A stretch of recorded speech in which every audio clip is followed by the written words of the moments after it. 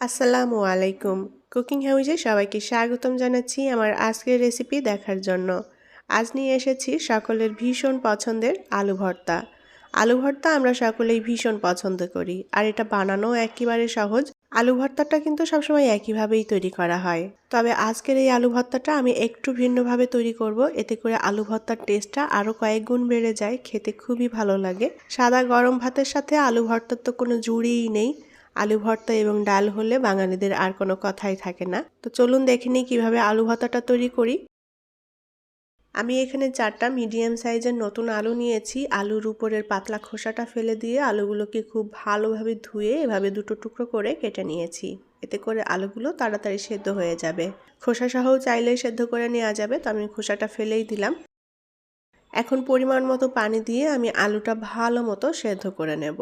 আর যে পানিটা দিয়েছি পানিটা একেবারে টানিয়ে নেব।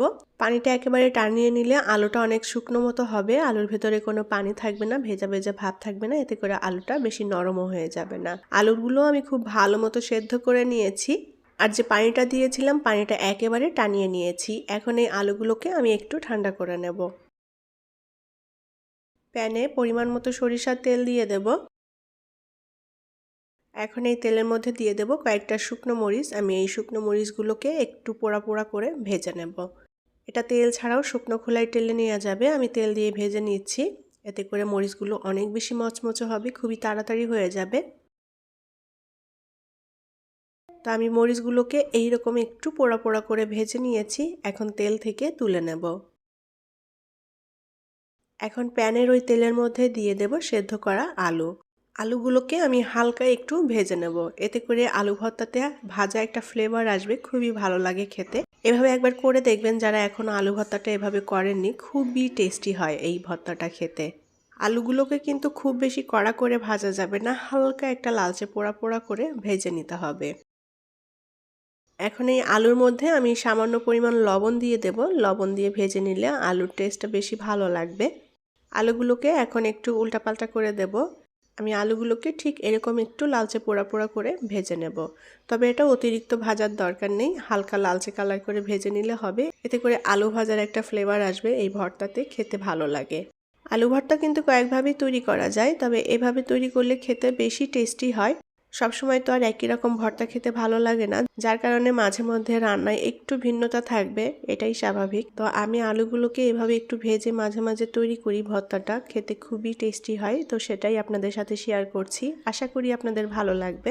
আলুগুলো আমি এরকম একটু হালকা লালচে পোড়া পোড়া করে ভেজে নিয়েছি। এখন এই আলুটা আমি একটু ঠান্ডা করে নেব। আমি এখানে বড় সাইজের একটা পেঁয়াজ কেটে নিয়েছি, আর সেই ভাজা শুকনো মরিচগুলো নিয়ে নিয়েছি।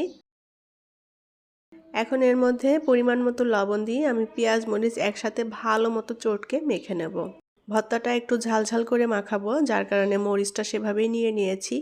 এখানে টেস্ট অনুযায়ী আপনারা মরিচটা ব্যবহার করতে পারেন, যে যতটা ঝাল খেতে পছন্দ করেন। তো আমি যে মরিচগুলো নিয়েছি খুব বেশি ঝাল হবে না, একটু ঝালঝাল হবে। পেঁয়াজ মরিচ খুব ভালোভাবে চটকে নিয়েছি। এখন এর মধ্যে কিছু ধনেপাতা দিয়ে দেব। আর আলু ভর্তাতে ধনেপাতা দিলে খুবই টেস্টি হয় খেতে। এখন ধনেপাতাও পেঁয়াজ মরিচের সাথে খুব ভালোভাবে চটকে মেখে নেব। চটকে চটকে পেঁয়াজটাকে একটু নরম করে মেখে নিতে হবে, তাহলে ভর্তাতে খেতে ভালো লাগবে। পেঁয়াজ মরিচ ধনেপাতা একসাথে মেখে নিয়েছি। এখন এর মধ্যে আলুগুলো নিয়ে নেব। আর যে ভাজার তেলটা ছিল তেলটাও নিয়ে নেব। এখানে বাড়তি আর কোনো তেল অ্যাড করব না, এই তেলেই ভর্তাটা মাখা হয়ে যাবে। যদি এখানে বাড়তি করে আলাদা কাঁচা সরিষার তেল দিতে চান কেউ দিতে পারেন, তবে সেটা দেওয়ার আর দরকার হবে না, এই তেলটাতেই মাখা হয়ে যাবে। এখন আলুগুলোকে খুব ভালোভাবে চটকে মেখে নেব। আলুগুলো সুন্দর মতো সেদ্ধ করে নিতে হবে, তাহলে ভর্তাটা খেতে ভালো লাগবে। আলুটা যেন শক্ত থেকে না যায়, শক্ত হলে ভর্তাটা খুব সুন্দর মতো মাখা হবে না, ভেতরে শক্ত দানা দানা থাকলে খেতে ভালো লাগে না। এখন এই আলুর মধ্যে আমি দিয়ে দেব সামান্য লেবুর রস। লেবুর রসটা দিলে খুবই সুন্দর একটা ফ্লেভার আসে, খেতেও ভালো লাগে। তবে লেবুর রস কেউ না দিতে চাইলে এটা বাদ দিতে পারেন। এখন খুব ভালোভাবে পেঁয়াজ মরিচের সাথে চটকে আলু ভর্তাটা মেখে নেব। আলুটা সেদ্ধ করে তারপরে ভেজে এইভাবে ভর্তাটা তৈরি করলে এই ভর্তার স্বাদটা এক কথায় অনবদ্য হয়। যারা এখনও এভাবে আলু ভর্তাটা ট্রাই করে দেখেননি, অবশ্যই বাড়িতে একবার ট্রাই করে দেখবেন, খুবই ভালো লাগবে। আমাদের প্রত্যেকের বাড়িতে সবসময় প্রায় আলু ভর্তাটা হয়ে থাকে, আর সেই আলু ভর্তা তো সবসময় একই রকম খেতে ভালো লাগে না, যার কারণে মাঝে মধ্যে একটু ভিন্নভাবে তৈরি করার চেষ্টা করি। আর আজকে যেভাবে আমি আলু ভর্তাটা তৈরি করলাম, এটা একবার করে দেখবেন, খেতে খুবই টেস্টি এবং মজার হয়। এছাড়া কয়েকভাবেই আলু ভর্তা তৈরি করা যায়, তো সবসময় তো একই রকম করে খেতে ভালো লাগে না, মাঝে মধ্যে এভাবে একটু ভিন্নভাবে তৈরি করে নিতে পারেন। আমি খুব ভালোভাবে চটকে আলু ভর্তাটা মেখে নিয়েছি। এখন এটা গরম ভাতের সাথে পরিবেশন করব। তৈরি হয়ে গেল ভিন্নভাবে এবং ভিন্ন স্বাদের আলু ভর্তা। এই আলু ভর্তাটা যারা এখনো ট্রাই করে দেখেননি, একবার ট্রাই করে দেখবেন, খুবই ভালো লাগবে খেতে। আর আমার আজকের রেসিপি আপনাদের কাছে কেমন লেগেছে অবশ্যই কমেন্ট করে জানাবেন। আর রেসিপিটি যদি ভালো লেগে থাকে তাহলে অবশ্যই ভিডিওতে একটা লাইক দিবেন এবং ভিডিওটি শেয়ার করবেন। পরবর্তী রেসিপি দেখার আমন্ত্রণ জানিয়ে আজকের মতো বিদায় নিচ্ছি। সবাই অনেক অনেক ভালো থাকবেন। আল্লাহ হাফেজ।